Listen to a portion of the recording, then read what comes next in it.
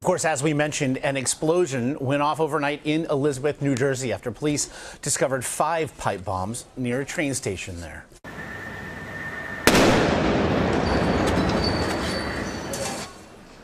A bomb squad robot was, in fact, attempting to disarm one of the devices when it, in fact, detonated. Earlier, I talked to Michelle Miller from the scene about the latest.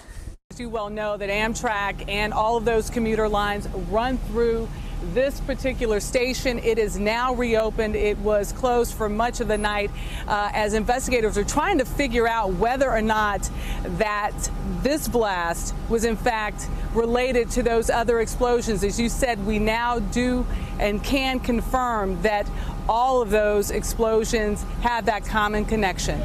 Michelle, can you take us through then specifically the goings on there in Elizabeth, how those devices were found and how authorities reacted?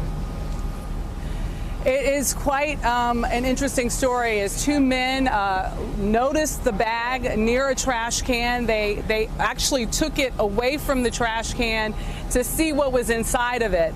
Once they looked inside, they noticed there were these pipes with wires coming out. They proceeded to go to the police station to talk to police officers, say, hey, look at what we found. And at that point, that's when the bomb squad was called in. Now, what detonated the device? There was only one of those 5 devices that was actually detonated, was the robot that was sent in to actually deactivate it. So that was an accidental detonation, as we are told.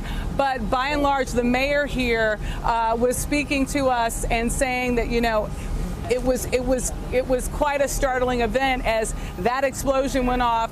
It sent many of the police officers ducking for cover. Certainly those people around were startled by what they heard. And if any had any indication of what had happened over the weekend, had been watching the news about what was taking place in New York and Minnesota, I'm sure that it rattled them quite a bit. Now, many of the people here who were coming in to take their commuter trains, into the city, or they were heading down to Washington or up to Boston, many of them weren't aware of the fact that this station had been closed and were quite startled when they found out that there was an incident, a blast, an explosion here in, of all places, Elizabeth, New Jersey. And on a personal note, I was on this train yesterday, so it was somewhat startling to me at 2:30 this morning when I found out what had happened. Again, Michelle Miller, this is a fast developing story. I know you'll be with us all morning long. We do appreciate the insights.